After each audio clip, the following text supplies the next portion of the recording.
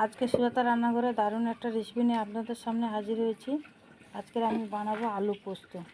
তো এই আলু পোস্ত বানানোর জন্য এখানে আমি নিয়েছি 10 টাকার পোস্ত পাতা নিয়েছি, এখানে নিয়েছি চাল মগজ নিয়েছি 1 গ্রাম মতন, কালো জিরে নিয়েছি ফোড়ন দেব, আর 7-8টা মতন কাঁচা লঙ্কা, এখানে নিয়েছি আদা নিয়েছি, আদা টেস্টের জন্য আদা বেটে দেবো, কাঁচা লঙ্কা উপর থেকে 2টো দিয়ে দেবো, শুকনো লঙ্কা ফোড়ন দেবো। আপনারা পুরো ভিডিওটা দেখবেন, আপনাদেরও ভালো লাগবে। প্রথমে আমি আলুটা ছাড়িয়ে নিয়েছি, এবার আমি আলুটা কেটে নেব। এইভাবে আলুগুলো আমি কেটে নেব পোস্তের জন্য।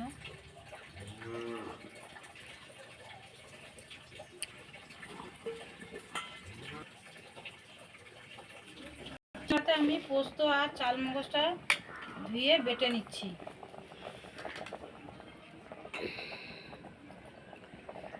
আপনারা পারলে মিক্সিং জারেও বেটে নিতে পারেন।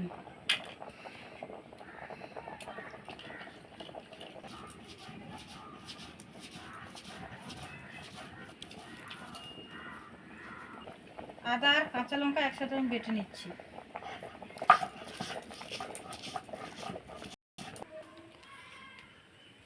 কড়াইতে কিছুটা সর্ষের তেল দিয়ে দিচ্ছি। সবসময় মনে রাখবেন সর্ষের তেলেই কিন্তু এই পোস্তটা ভালো রান্না হয় আর খেতেও স্বাদ লাগে।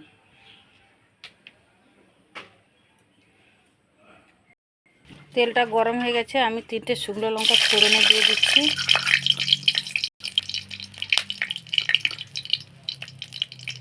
এবার দিয়ে দিচ্ছি কালো জিরে,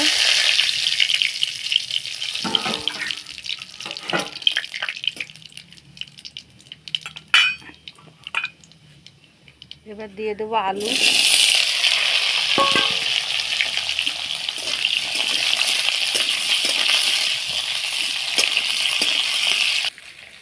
দিয়ে দেবো পরিমাণ মতো লবণ,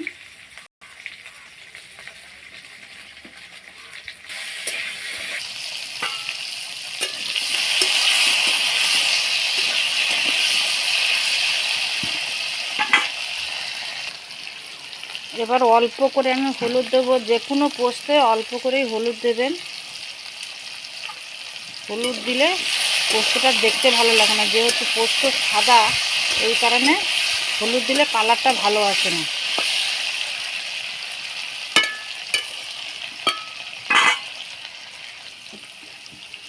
এবার দিয়ে দেবো আদা আর কাঁচা লঙ্কার বাটা,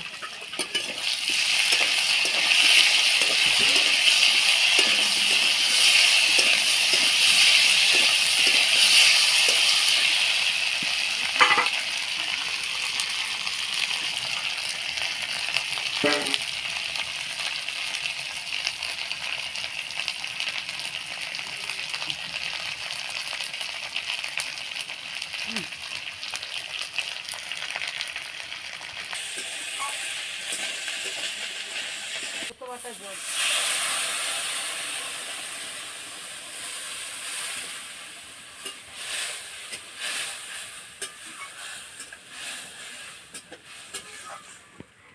আর একটু জল দিয়ে দেবো,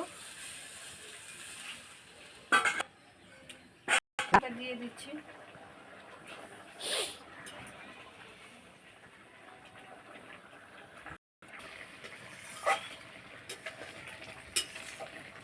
আর একটু শুকনো শুকনো করে আমি নামিয়ে নেব।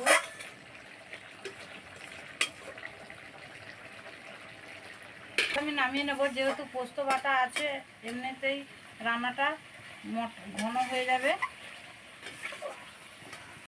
আপনাদের সামনে আলু পোস্ত বানিয়ে দেখালাম। আপনাদের কেমন লাগলো লাইক কমেন্ট শেয়ার করবেন। সবাই ভালো থাকবেন, সুস্থ থাকবেন। নমস্কার, দেখা হচ্ছে পরের ভিডিওতে।